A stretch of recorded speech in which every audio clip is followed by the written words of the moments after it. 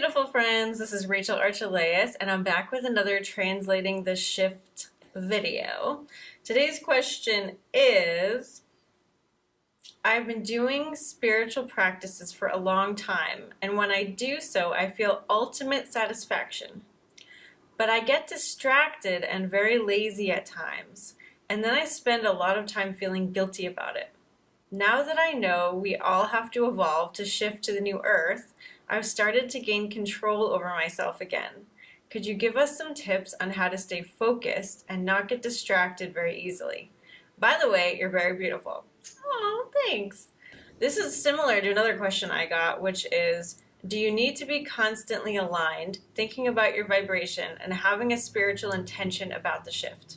So we've all been in this scenario, right? Like, we don't feel like doing anything for large stretches of time. We feel lazy, we feel burnt out, we feel maybe even foggy, we're overeating, maybe for months at a time, years at a time even.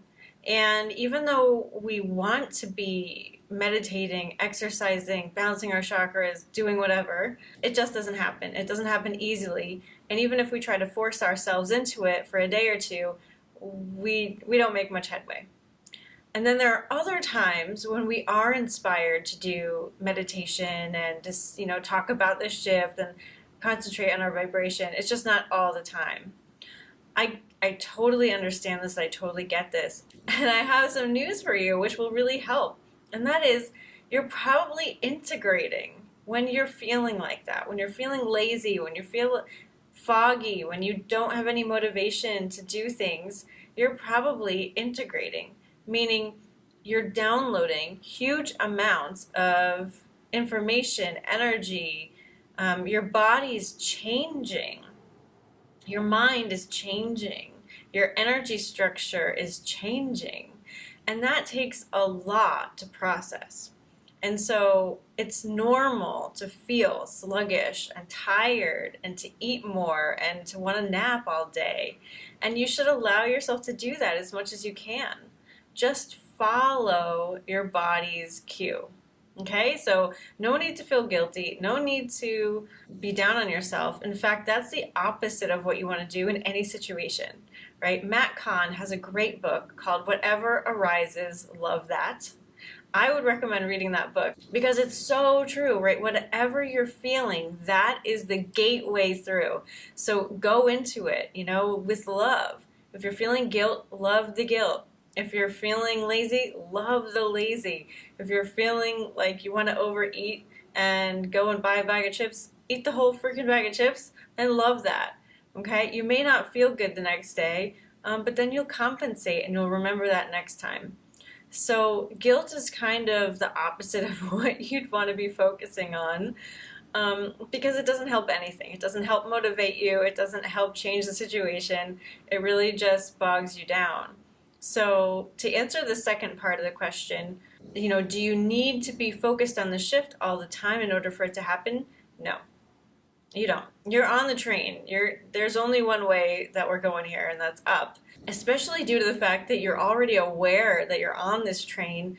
You're fine. You're totally fine.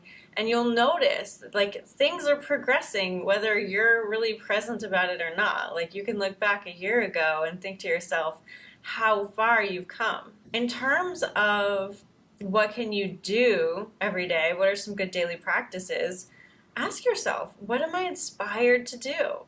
Are you inspired to meditate? Are you inspired to look at oracle cards? Are you inspired to talk to a friend about this stuff? I like to be in the moment with this. If I tried to plan a really rigid schedule, it wouldn't work for me. Even when I have a more structured spiritual practice, I allow myself to make up the timing of it in the moment. And so even if I was to meditate every single day on my meditation pillow, I would let myself be inspired in the moment to actually go and do it, knowing that I would like to accomplish it every day. So, some people do thrive on a more structured regimen. So think about how you best perform. If you like to do things right when you wake up before you get out of bed, do that. You are your own best teacher. You're right. You know yourself better than anyone else. But the key here is to allow inspiration to guide your practice. That way you'll have enough energy to do it, right? If you try to force yourself, you're wiping out all of the energy from the whole situation, and you're just going to be pushing.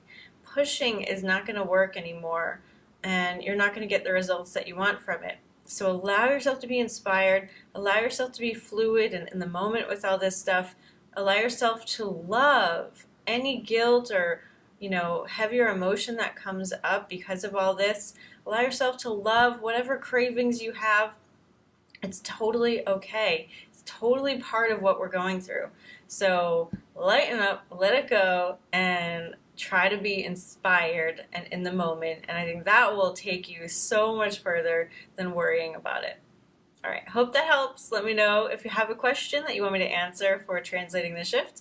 I'm Rachel Archelaus, and I'll talk to you very soon. Thank you so much for watching. If you're new to intuitive art and you've never done it with me, go to intuitiveartacademy.com for your free class. You'll learn how to have a conversation with your higher self in 3 easy steps. That's intuitiveartacademy.com. And if you're already a pro or you've done the free class and you want to learn more about creating abundance from your purpose, go to workyourpurpose.com and you'll watch a free video series all about what it takes to create a purposeful income from doing what you love. All right, enjoy, and I will see you later. Bye-bye.